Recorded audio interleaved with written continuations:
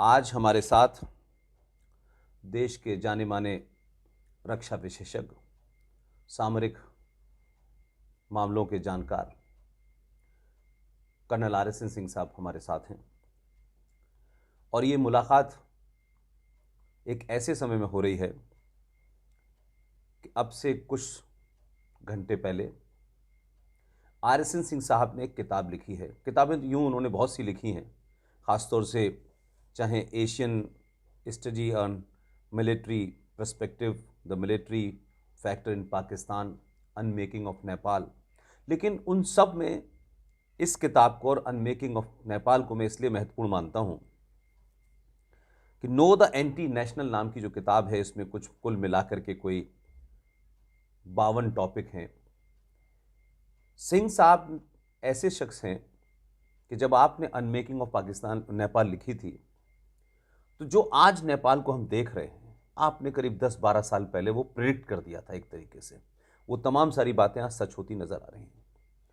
और यूँ तो भारत में एंटी नेशनल्स जो हैं वो अलग अलग शक्लों में, अलग अलग इंस्टीट्यूशंस में मौजूद हैं, लेकिन आप इस विषय पे मेरा ख्याल है कि 2009 से 8 से करीब करीब बोल रहे हैं, जब शायद एंटी नेशनल शब्द बड़ा अपने आप में टच मी नॉट टाइप का माना जाता था। आपने ये जो नो द एंटी नेशनल किताब लिखी है, इसमें उस दौर के सारे टॉपिक्स आपने कवर किए हैं। लेकिन इसमें मैंने जब ये देखा कि आपने सबसे ज़्यादा, कोई टोटल 52 टॉपिक्स में से 10 टॉपिक आपने माओवाद पे लिखे हैं। कोई ख़ास वजह कि माओवाद को आपने 10 अलग अलग टॉपिक्स में उनको लिया है, उनके डायमेंशंस को बताया है?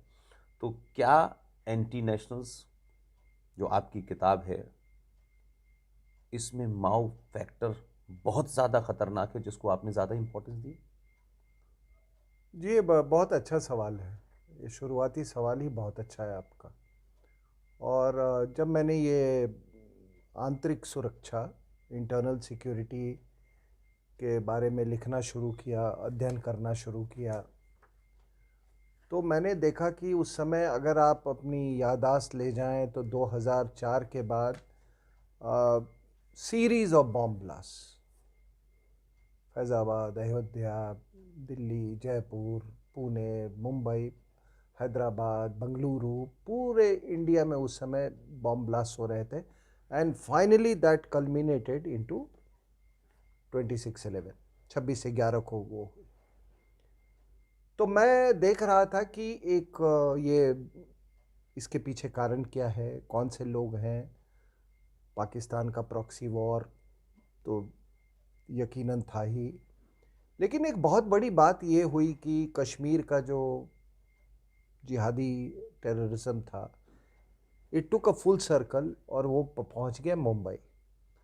और उसी समय मैंने देखा कि ये जो रेड कॉरिडोर है आपका, फ्रॉम, जिसको कहते हैं from Pashupati to Tirupati to Pashupati, उसके बारे में भी मैंने बहुत अध्ययन किया। और मैं खुद उसका एक इफेक्टेड पार्टी रहा हूँ, माओइस्ट टेरर का। हमारा इलाका भी माओवादियों ने उस पर घुसपैठ करने की बहुत कोशिश की थी। बहुत लोगों को हमारे उस समय लेट 80s में या लेट 90 या अर्ली 90s में उनको मजबूर हुए गांव को पलायन करने में। लेकिन ये सारी जो चीज़ें हो रही थी वो एक आइसोलेशन में हो रही थी, लेकिन ये भी इंडिकेशन मिल रहे थे कि ये सारी ताकतें जो हैं, जिहादी, माओइस्ट, चर्च, ये सब आपस में ये मिलने की कोशिश कर रहे हैं। टेंटेटिव था पहले, और वो देखते देखते हमने अभी आपने ये शाहीन बाग में आपने देख लिया किस तरह से वो। और मैंने एक वो मैप बनाया था उस ज़माने में, इंडियन फॉल्ट लाइन, और उसमें मैंने दिखाया था कि कहाँ कहाँ कौन सी, मैंने रेड कॉरिडोर को दिखाया था। मैंने बांग्लादेश और पाकिस्तान की तरफ से वो एरोज़ दिखाए कि किस तरीके से वहाँ से एरोज़ निकल रहे हैं, जिहादी एरोज़। और वो देखें तो मतलब कोई भी आदमी नक्शे को देख के वो प्रेडिक्ट कर सकता है कि एरोज़ कभी ना कभी मिलेंगे ज़रूर। यानी जिहाद और हाँ जी जी जी, वामपंथ और माओवाद बांग्लादेश से एरोज़ का मिक्सचर। और ये पाकिस्तान से ये एरोज़, और वो एरोज मिलते मिलते मिलते वो सदर्न पार्ट ऑफ इंडिया तक चले गए। इस किताब में एक आर्टिकल है, केरला कश्मीर काबुल। यस यस, आपने लिखा है, यस। ठीक है ना, उस समय ISIS का उस समय फिनोमिनन नहीं था, वो थोड़े बाद में वो शुरू हुआ। तो वो देखते देखते हमने देखा कि वो एरोज जो हैं वो मिले ही नहीं। वो एक, आपने सबसे पहले उनका जो समागम है वो आपने जवाहरलाल नेहरू यूनिवर्सिटी में देखा। वो जो भारत तेरे टुकड़े होंगे इंशाल्लाह इंशाल्लाह। मैं इसमें एक बात जो आपकी किताब में मुझे मिली, और क्योंकि आप अक्सर जब भी किताब लिखते हैं तो जो उससे रिलेवेंट हिस्ट्री में 47 से पहले किसने क्या कहा, किस जगह क्या लिखा, आप जहाँ कम्युनिस्ट विचारधारा की बात कर रहे हैं वहाँ आपने एक जिक्र किया है सरदार पटेल का, कि किस तरीके से वो 2000 कम्युनिस्टों को छोड़ा गया, फिर क्या किया, उस पर सरदार पटेल ने जो किया वो आप बताइए। जी हाँ, जिस इस किताब में उसका मैंने जिक्र किया है उसमें। तो आज देखिए, आपने जो वो सवाल पूछा कि क्यों माओवाद, तो माओवाद is not just red corridor. Yes. मेरी सबसे बड़ी समस्या आज हिंदुस्तान में है ये अर्बन नक्सल्स की।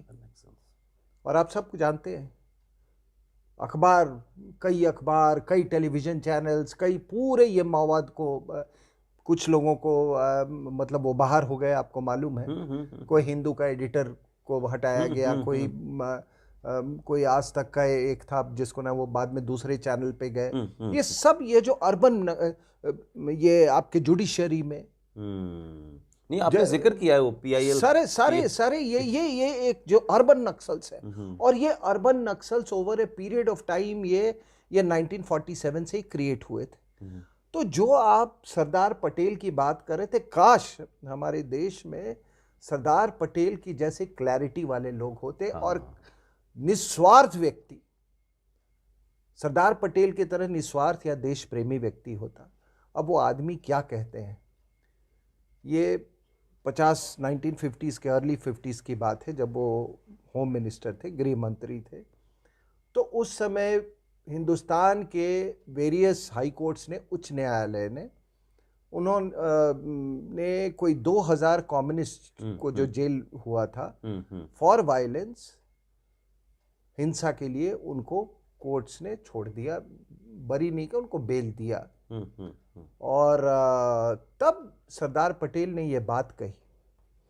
सबसे पहले उन्होंने पार्लियामेंट में कानून बनाया, उनको फिर अंदर जेल में डाला गया। और उन्होंने एक बात कही कि देखिए, मुझे कम्युनिस्ट विचारधारा से मुझे कुछ लेना देना है नहीं, मैं उसको कोई इतनी तवज्जो नहीं देता हूं, मेरे लिए कोई वो बहुत महत्वपूर्ण चीज नहीं है। लेकिन उन्होंने जो वर्ड्स इस्तेमाल किया, वो उन्होंने कहा कि जो criminal liberty, word he has used is criminal liberties, criminal liberties of few cannot be allowed to override the civil liberty of the majority. Beautiful sir. तो ये जो आपने कहा कि मैंने क्यों माओवादियों पर ये किया है इतना, ये माओवादी, ये विचारधारा, ये देखिए, ये इनकी जो वो है ना, वो कहते हैं इनका दिमाग कहीं और है। यहाँ जो भी आप छत्तीसगढ़ में देख रहे हैं, रेड कॉरिडोर में देख रहे हैं, या गद्र चिरोली रीजन में देख रहे हैं, या झारखंड में देख रहे हैं, या अबुजमड़ फॉरेस्ट में आप देख रहे हैं, चाहे आप तेलंगाना के इलाकों में देख रहे हैं, चाहे आप उड़ीसा में देख रहे हैं, तो ये रेड कॉरिडोर का जो मास्टर माइंड्स हैं, जो पूरी फंडिंग इनका मास्टर। अब आप इसी से सोचिए कि दिल्ली में बैठा हुआ व्हील चेयर बाउंड प्रोफेसर पैसे मंगा रहा है गद्र चिरोली में माओइज्म को बढ़ाने के लिए। आप पुणे में आप जाके देख लीजिए, ये जो एल्गार परिषद में ये, और ऐसे भी वहाँ जो अर्बन नक्सल्स का जो घुसपैठ है। तो इसीलिए मैंने इस पे बहुत ज़्यादा मैंने इसका ये किया है, इसका हर एस्पेक्ट्स मैंने दिया है। और जो इसलिए भी ये बहुत इम्पॉर्टेंट है कि विदेशी महिला का जो मेन, जो हमारे यहाँ विदेशी महिला है, उसका मेन टूल माओइस्ट है। उस विदेशी महिला की जो पुत्री हैं, यूपी की इंचार्ज हैं, आप देखिए कि उन्होंने छटे हुए माओवादियों को अपने उसमें अपने कमेटी में रखा हुआ है, पार्टी के कमेटी में उत्तर प्रदेश में। उसमें सहारनपुर के उस गुंडे को भी रखा है जिसने सहारनपुर कहा के कि गुंडे में, मोदी की हाँ हम हाँ। बोटी बोटी काट तो देंगे। उन्होंने एक इनका जो वो कहते हैं ना व्हीकल टू पावर है, इन्होंने उसको माओवादियों को बनाया, तभी ये नेशनल एडवाइजरी काउंसिल बनाया गया था। और दुख की बात है कि ये सब चीज सरदार जी के नीचे हो रहा था, ये सब सरदार जी के नीचे हो रहा था। सरदार जी को पता नहीं किस लिए बनाया गया था, वो जस्ट वो एक तरह का मुखौटा थे। और वो आप देखिए, इसीलिए जब ये टुकड़े टुकड़े गैंग वहां पर जब अपना नज़ारा दिखा रही थी, तो इनके पुत्र भी वहां गए थे। लेकिन पता नहीं इस देश को इन बातों से चिंता होती है कि नहीं। तो लेकिन अब मैंने अपनी इस किताब के द्वारा मैंने अपनी चिंता व्यक्त कर दी। तो ये कारण था। एक जगह आज भी आप किसान आंदोलन जी, में जी, जी। आपने देखे किसके रिहाई की बात हो रही थी, माओवादियों की। जी, बरबरा राव और बरबरा माओवादियों की और जिहादियों की, yes yes yes yes, Sharjeel इमाम की, शर्जिल इमाम की, खालिद उमर, इन तमाम लोगों की। I agree.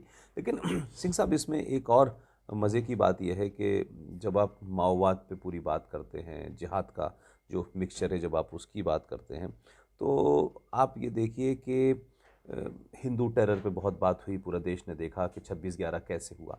लेकिन इसमें एक बड़ी इम्पॉर्टेंट आपने बात लिखी है जो मैंने नहीं पढ़ी थी, जबकि आप ही से मुझे पता चली और आपने उसको मेंशन भी किया है। आपने एक जगह कांग्रेस पार्टी के बड़े पुराने नेता और डिप्लोमेट भी रहे, पाकिस्तान में हाई कमिश्नर भी रहे, आपने कुंवर नटवर सिंह की किताब का एक जिक्र किया है, one life is not enough, और उसमें से उस पोजीशन को उठाया है जो शायद कांग्रेसियों ने भी नहीं पढ़े, और एज ए डिप्लोमेट, जिसमें आपने बताया कि किस तरीके से जब 26/11 हो रहा था तो यहाँ भारत का होम सेक्रेटरी और पूरा एक अमला पाकिस्तान गया हुआ था, और फिर वहाँ नहीं ये नटवर सिंह का शायद नहीं है। नहीं, ये नटवर सिंह का नहीं है। नटवर सिंह का तो वो है कि हाउ पाकिस्तानी डिप्लोमेट नटवर सिंह के बारे में दो चीज़ें उस किताब में की आप जिक्र कर रहे हैं, दो चीज़ें उन्होंने बड़ी अहम लिखी हैं। इनफैक्ट मैं आपको अगर कहूँ, वो किताब अगर कोई अच्छे से पढ़े, ये पूरी जो हमारी जियोपॉलिटिक्स और डिप्लोमेसी कैसे इवॉल्व की है फ्रॉम 1947, उस किताब के ज़रिए आपको बड़े अच्छे से वो प्राप्त होता है, उसका ज्ञान। तो उन्होंने, नटवर सिंह ने दो चीज़ें कही हैं जो कि मैं सोचता हूँ कि आपने मेंशन की है, हाँ, उनको मेंशन। एक उन्होंने अपनी किताब में ये कही है कि जब वो हाई कमिश्नर उनको नियुक्त किया गया पाकिस्तान का, तो उन्होंने ये कहा कि देखिए, उन्होंने सबसे उन्होंने सोचा कि चलो जो लोग पहले वहाँ रह चुके हैं उनसे मिले, क्रॉस सेक्शन में से उन्होंने इंटरैक्ट किया, जो भी पाकिस्तान के बारे में जिसका कोई ना कोई वास्ता था उससे। तो इसी सिलसिले में वो आखिरी में वो गए हैं पाकिस्तान हाई कमिश्नर से मिलने, और पाकिस्तान का जो यहाँ हाई कमिश्नर था, उस समय नाम में मुझे स्मरण नहीं आ रहा है, तो वो उनसे पूछा कि अच्छा बताइए कि अब मैं तो पाकिस्तान जा रहा हूँ एज हाई कमिश्नर, तो कुछ बातें बताइए, कुछ हमको डूज़ एंड डोंट्स बताइए।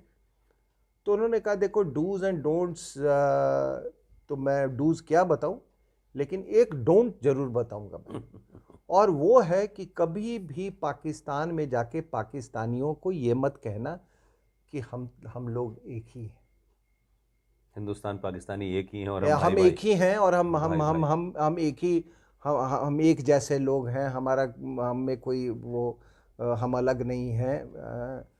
तो उनका ये कहना था कि पाकिस्तानी इस चीज़ को वो पसंद नहीं करते हैं।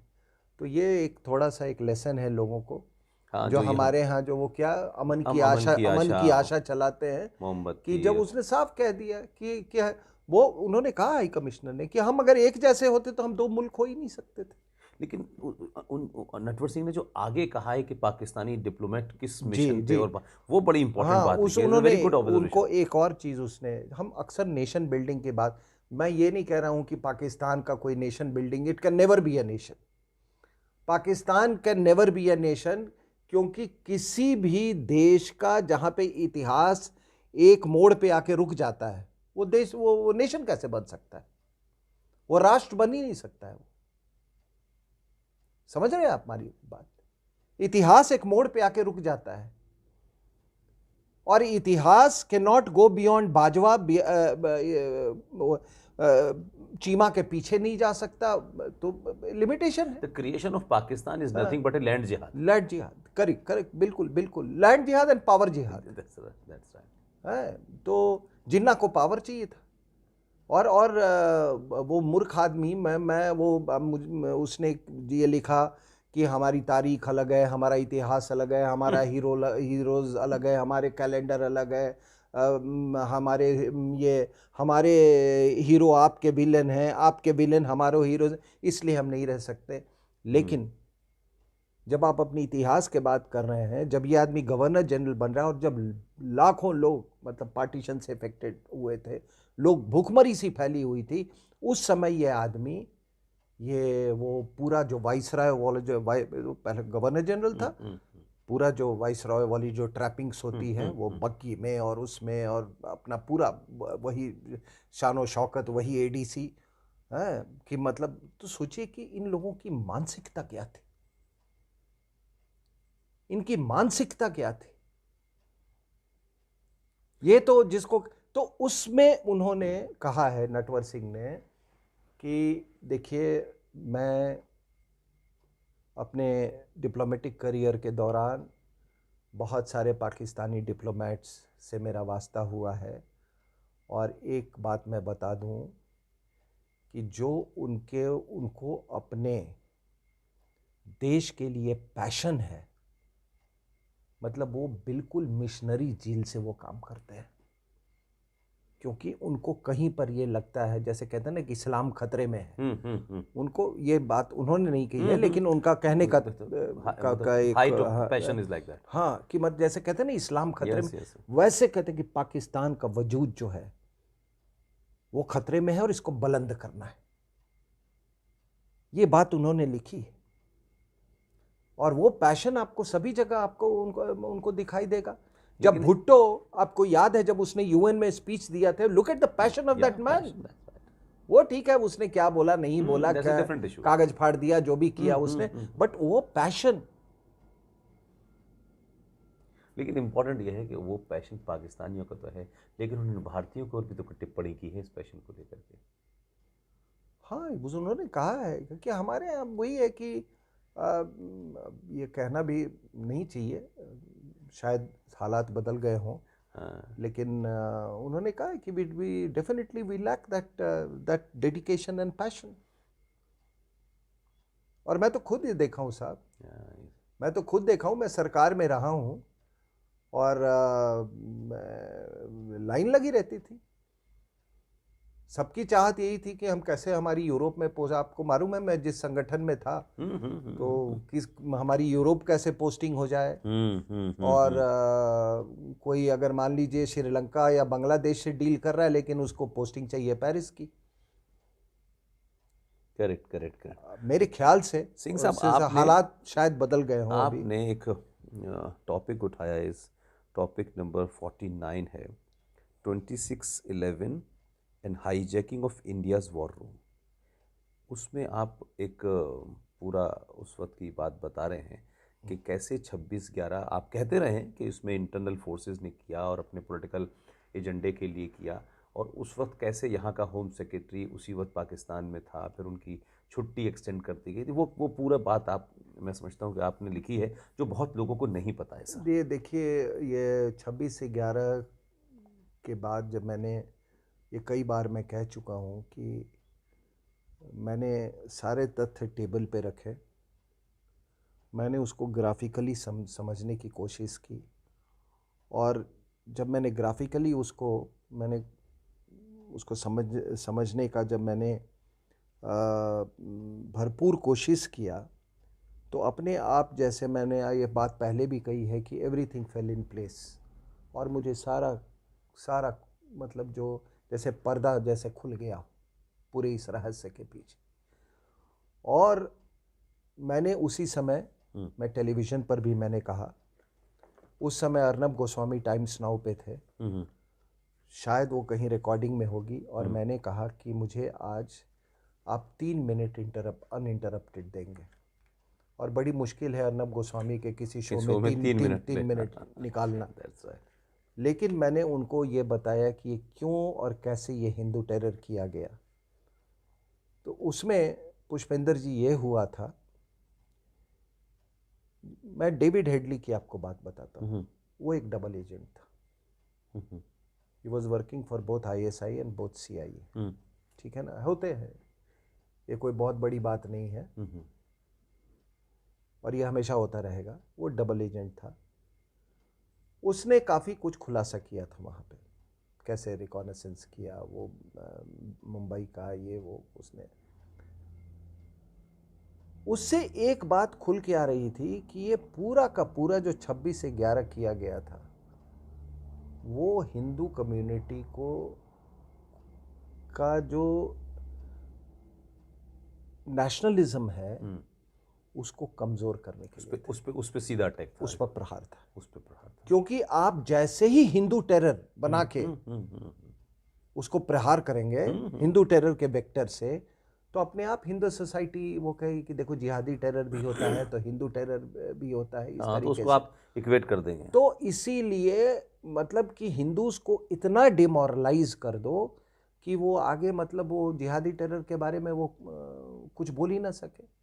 तो आपने एक तो उनके जो नेशनलिज्म है उसको रेक कर दिया, उनकी यूनिटी को रेक कर दिया, और दूसरा आपने जिहादी टेरर को फैसिलिटेट कर दिया।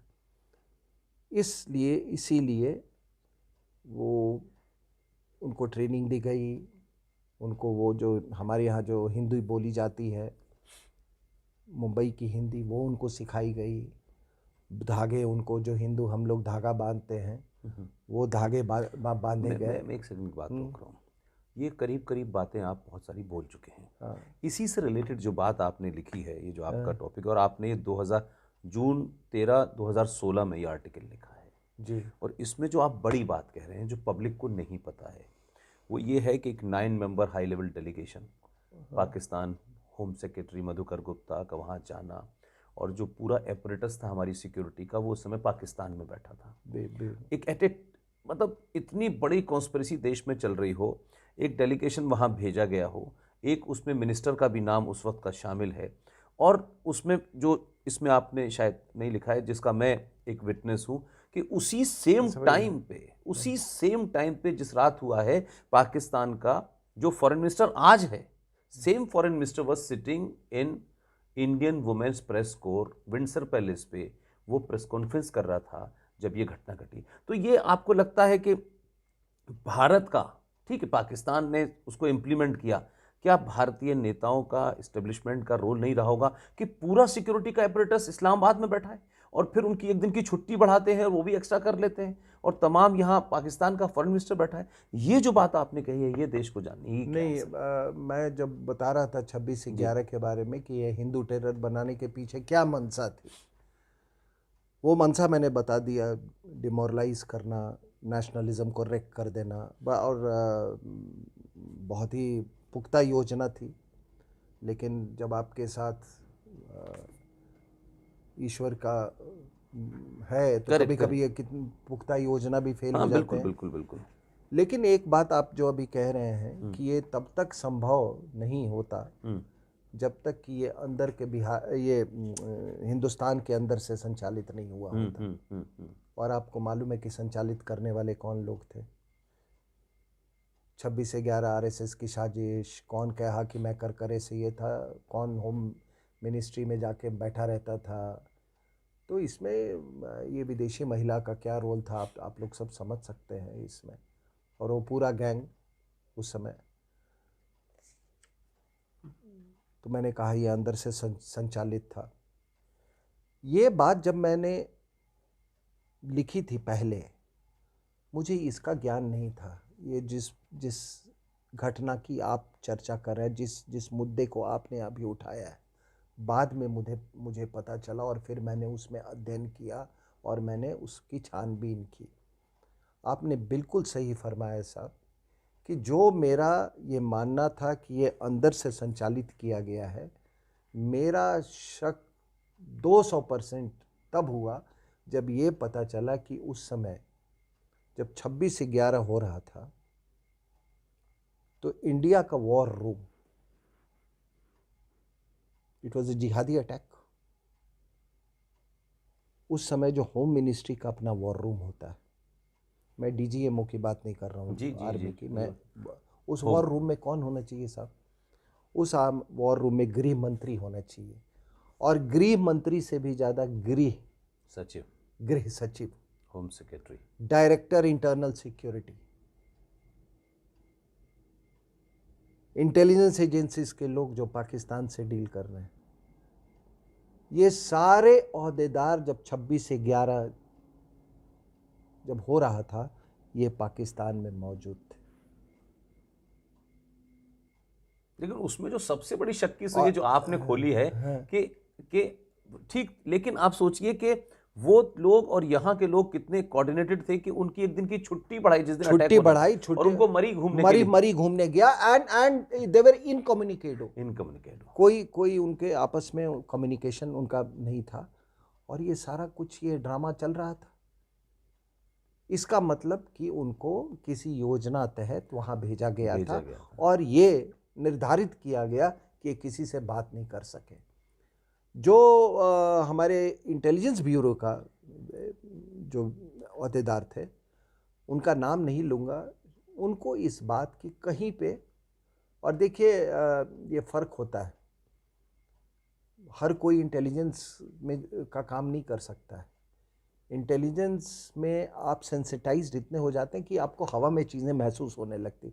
उस आदमी ने एक बहाना करके वो हिंदुस्तान चलाया, वो मरी वाले उसमें वो नहीं गया, वो हिंदुस्तान चलाया। उस आदमी के पीछे ये पड़ गए, वो आईबी का ऑफिशियल उसके पीछे पड़ गए। बिल्कुल, वो सिर्फ इसलिए पीछे पड़े थे क्योंकि ये आदमी को किसी तरीके से इसको इंटिमिडेट किया जा सके, इसको डराया जा सके, धमकाया जा सके।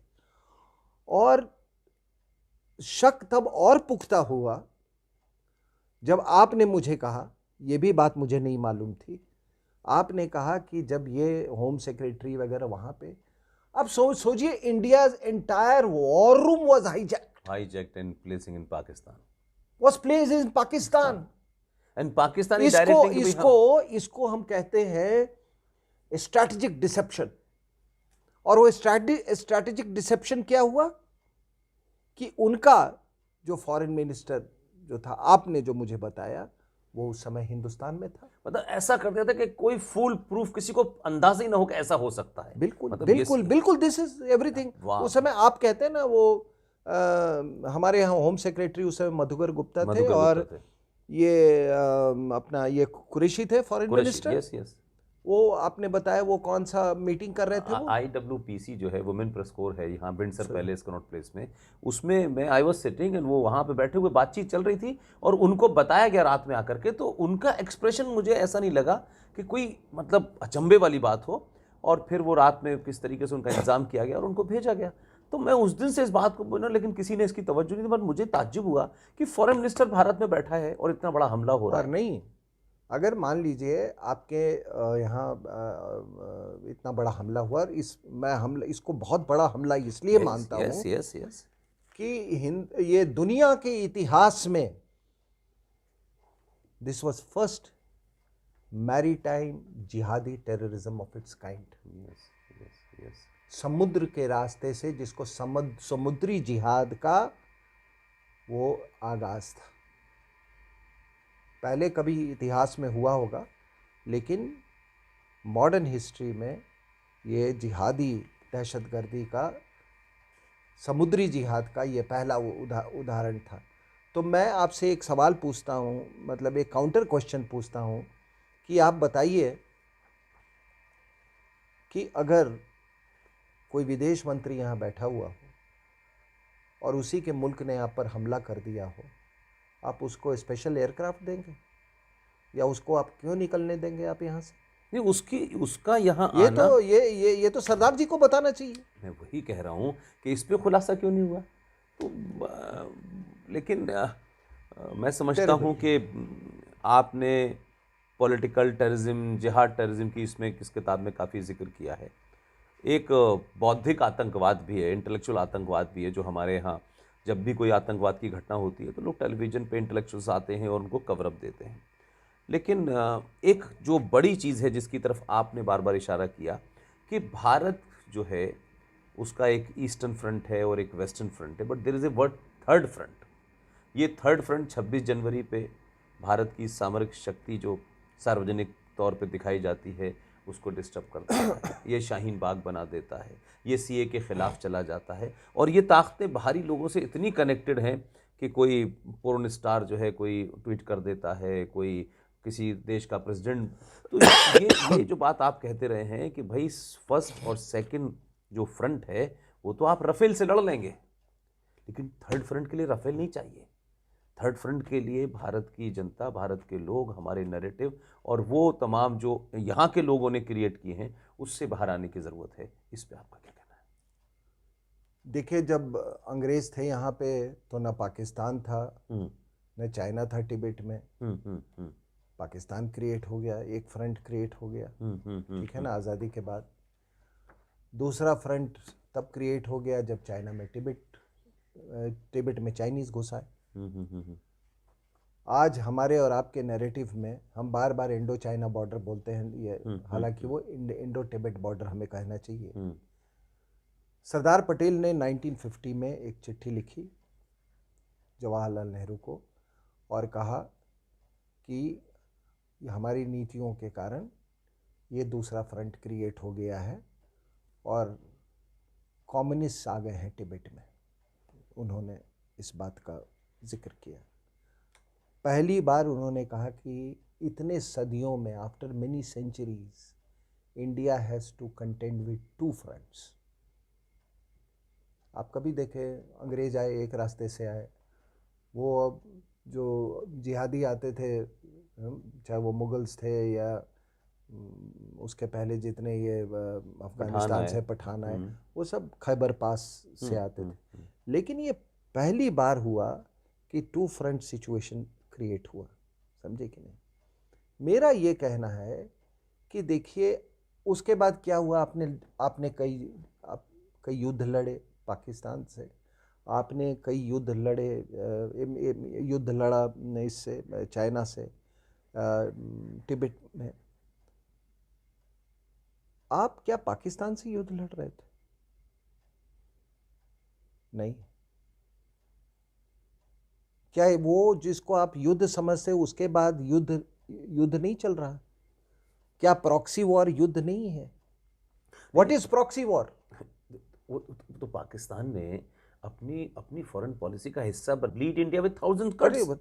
तो वो कट करने के लिए आपके अंदर में कोई काटने वाला भी चाहिए ना sir? Yes yes, these are the proxies. ठीक है ना sir? Yes yes, I agree. तो अंदर में वही मैं कह रहा हूं कि कोई जरूरी नहीं है कि लश्कर तोयबा वाला ही आके दिल्ली में अटैक करता है। एब्सोल्युटली। कोई शर्जिल इमाम तो पाकिस्तानी नहीं है। एब्सोल्युटली। शर्जिल उस्मानी नहीं है, ये तो पाकिस्तान के रहने वाले नहीं है। पीएफआई नहीं है, ठीक है ना। ये जितने आपके बुरहान वानी तो पाकिस्तान का रहने वाला नहीं था। अफजल गुरु, तो Burhan Wani. What I am trying to say कि आप पाकिस्तान एज अ टेरिटरी से नहीं लड़ रहे हैं, आप पाकिस्तान स्पॉन्सर्ड जिहादिज्म, आप पाकिस्तान के जिहादिज्म से लड़े। हमारे जो जवान एक्सटर्नल वो फ्रंट पे हैं पाकिस्तान के, उसमें with whom you have almost 3,000 kilometers of frontier, you are actually fighting jihadism. अगर hypothetically अगर मान लीजिए पाकिस्तान एक बौद्ध देश होता, क्या यही हालात होते? मैं ये नहीं कहता हूं कि उस समय डिफरेंसेस नहीं होते, जब बॉर्डर है तो कुछ, लेकिन डिफरेंसेस होना एक अलग बात है। इस तरह की आइडियोलॉजिकल जो वॉर है वो नहीं होता। तो आप एक्चुअली हमारे जो जवान जो हैं उस फ्रंट पे जिहादी को लड़ रहे हैं, और तिब्बत के फ्रंट पे we are fighting not China as a territory, we are we are not fighting Tibetans. Tibetans से हमारा तो कुछ वो ही नहीं था, वो तो हमारे बौद्ध भाई थे। बिल्कुल बिल्कुल बिल्कुल। हमारी इतिहास की एक बहुत बड़ी धरोहर वहां पे थी। पूरा बौद्ध ये यहां से तिब्बत पे गया, तिब्बत में गया, तो हमारा तो उनसे कोई वो नहीं है।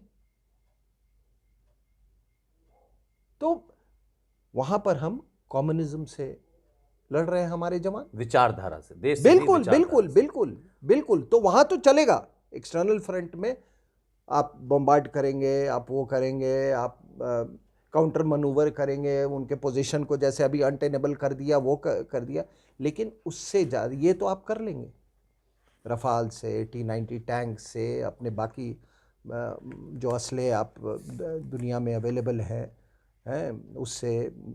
लेकिन who will fight with communism and jihadism within the country? उससे कौन लड़ेगा?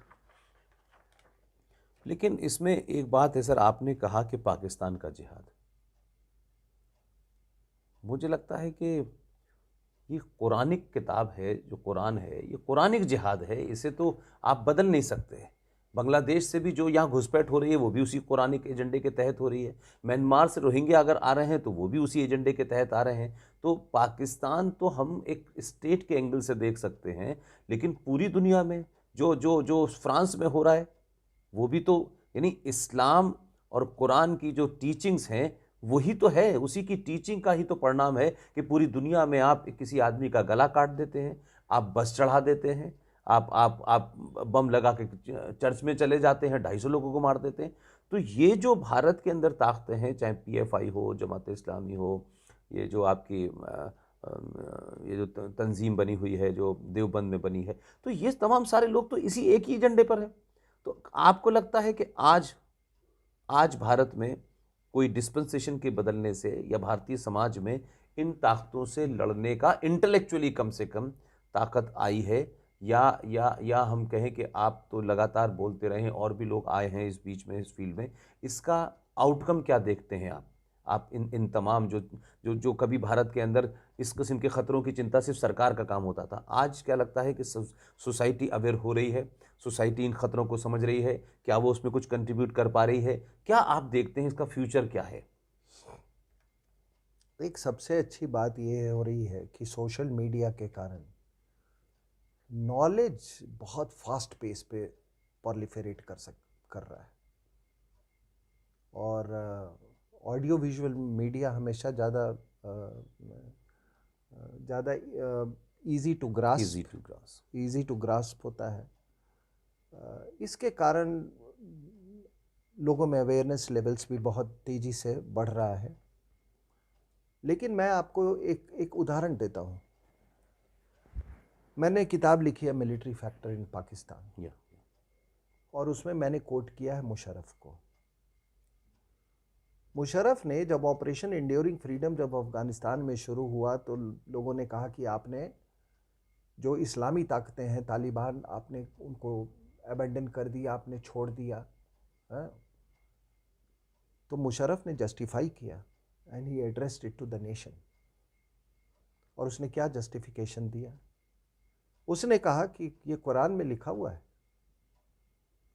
कि समय के अनुसार आप समय के साथ समझौता करने के लिए या अपने आप को बचाने के लिए आप अपने दुश्मन से भी जा मिलते हैं।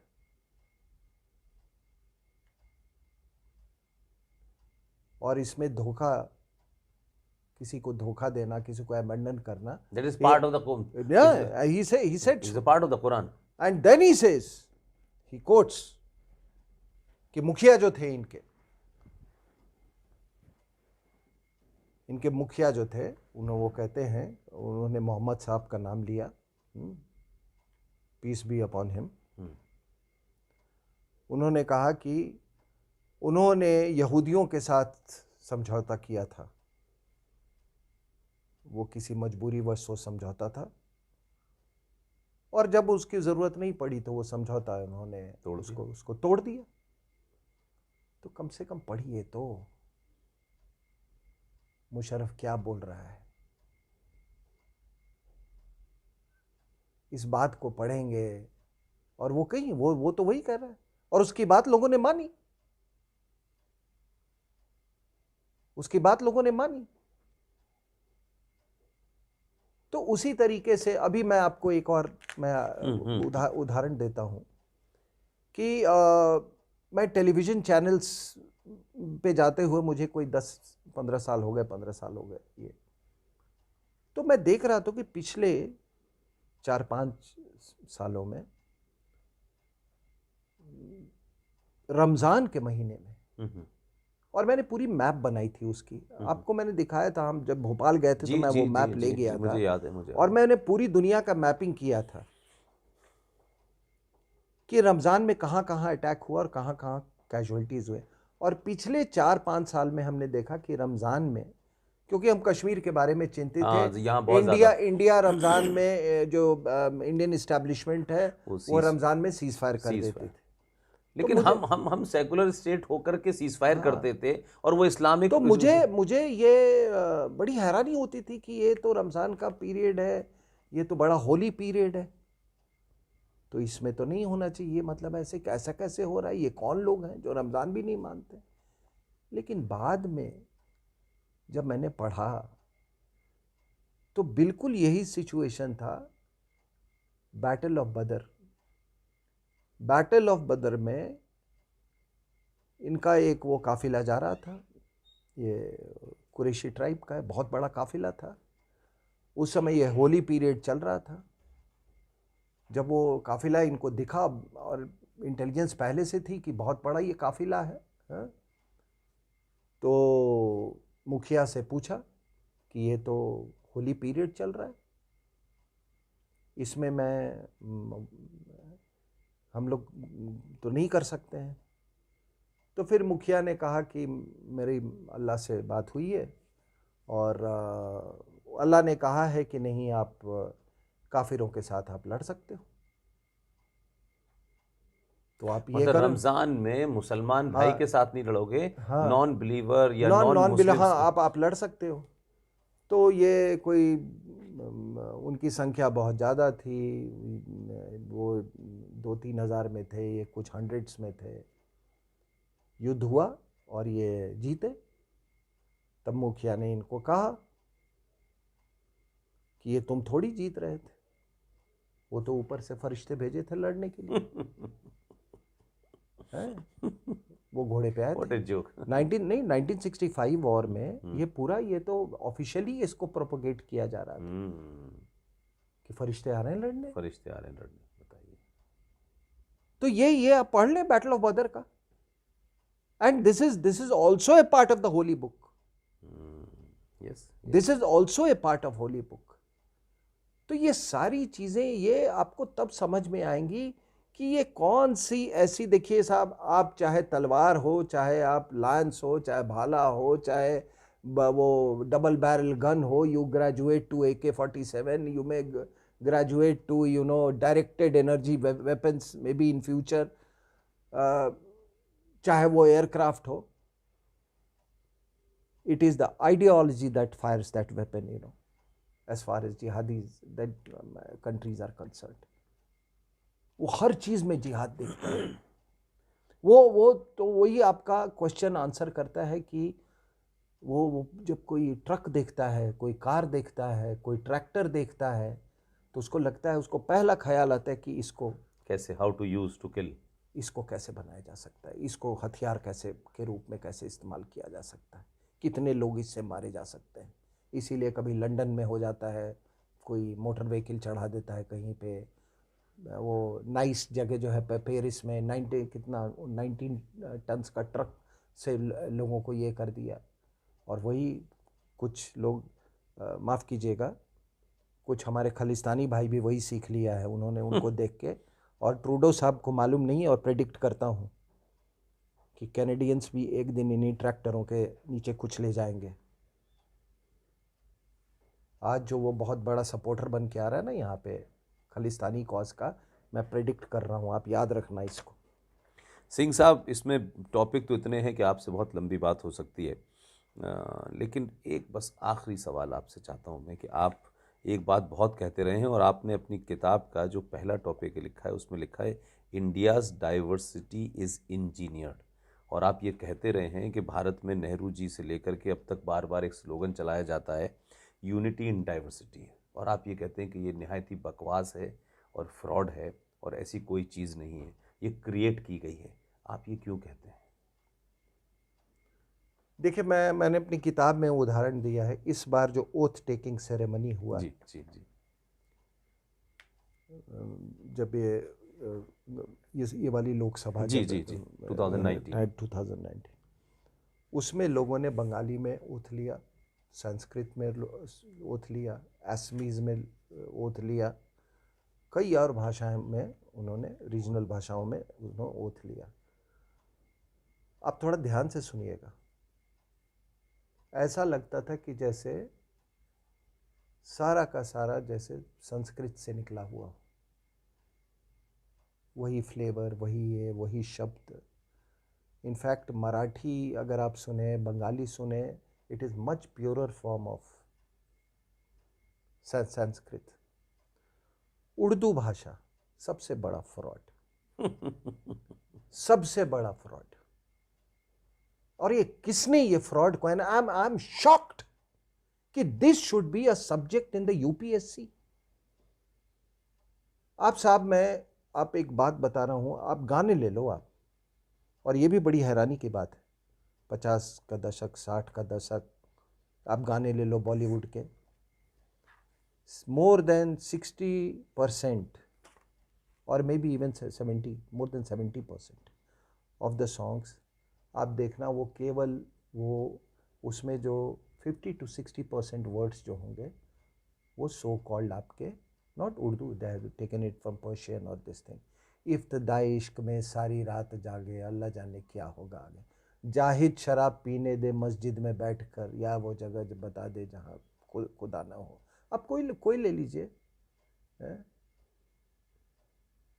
तो आप ये सारे गाने हमको सुना के, हिंदी भाषा से 100% वर्ब्स लेके, हमसे पैसे कमा के, और फिर आप कह रहे हो कि ये एक अलग भाषा है। अरे ये तो संस्कृत से निकली हुई भाषा है।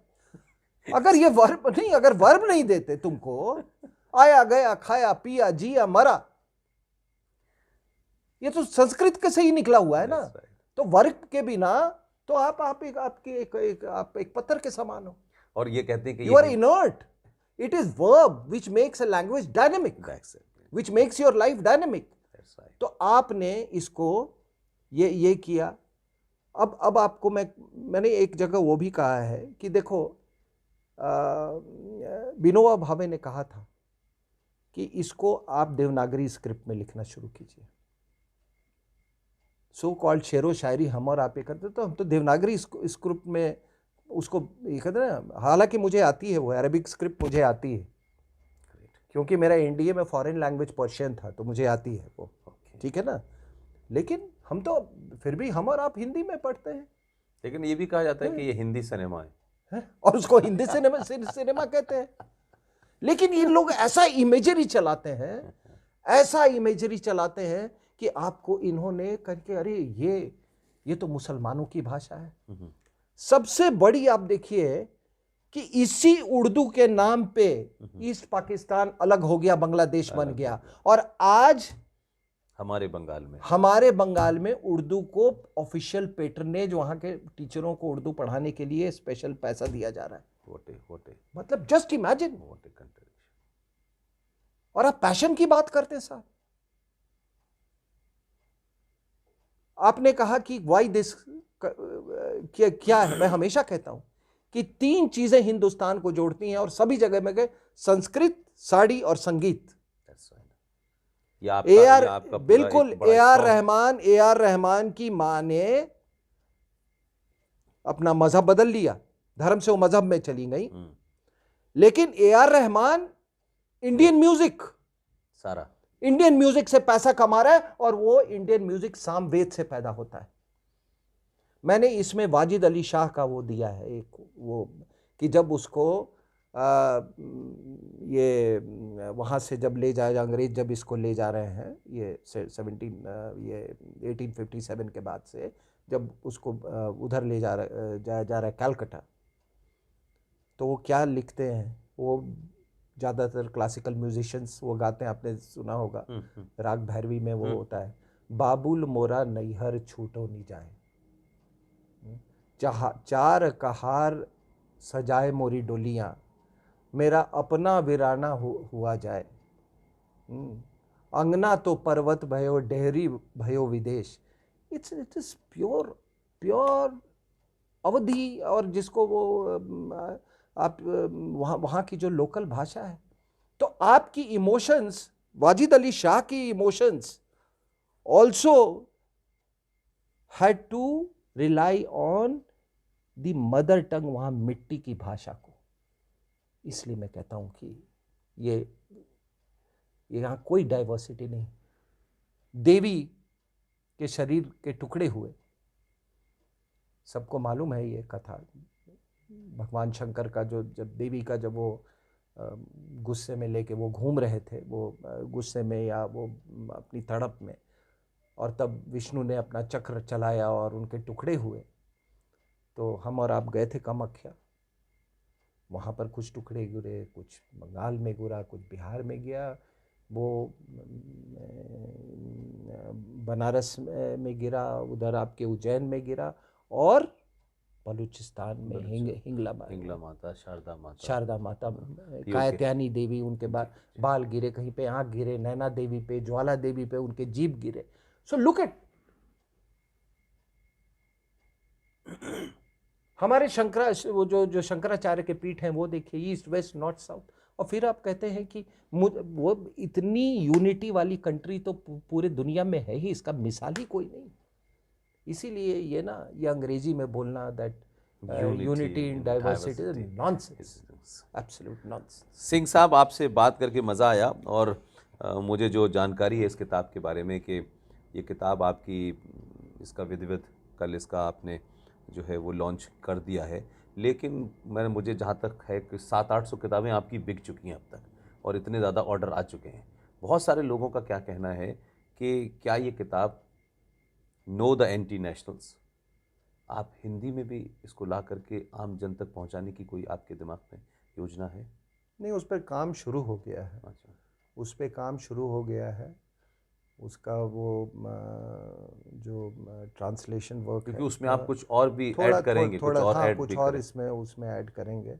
ये किताब ये मैं लिख रहा था तो इतने सालों से, तो इससे जो इसमें तो केवल 52 टॉपिक्स हैं, इससे कहीं ज़्यादा मैंने लिखा है, लेकिन कुछ अपने पब्लिशर की अपनी कुछ रिस्ट्रिक्शंस होते हैं, उनके अपने कुछ पैरामीटर्स होते हैं। लेकिन वो किताब हिंदी में आएगी, और मुझे लगता है कि अगले 2-3 महीने में। वंडरफुल। ये सिंह साहब, आपसे बात करके मज़ा आया।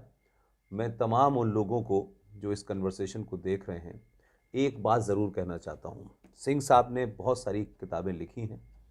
ये किताब उस दौर में लिखी गई है जब भारत इन तमाम इंटरनल जो हमारे फ्रंट हैं, इंटरनल जो हमारे देश के गद्दार हैं, जो इंस्टीट्यूशंस में बैठे हैं, जो फिल्मों में बैठे हैं, जो इतिहास में बैठे हैं, हर जगह वो मिलेंगे।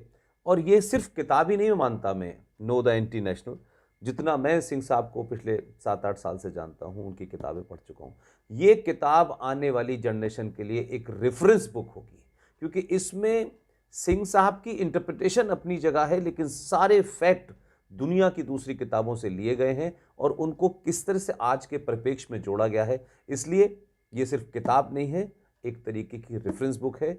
आपने हमसे बातचीत की, और मैं समझता हूँ आपकी अनमेकिंग ऑफ नेपाल के बाद ये वही किताब है कि आने वाले लोग सोचेंगे कि जो शायद उन्होंने गद्दारियों के और क्या क्या एजेंडे हो सकते हैं और कहाँ कहाँ वो पाए जा सकते हैं, इसको आपने देश को भी आगाह करा है, और मैं समझता हूँ सरकारों को भी इसमें से बहुत सारी चीज़ें काम की मिलेंगी। बहुत बहुत शुक्रिया। Thank you very much sir. Thank you.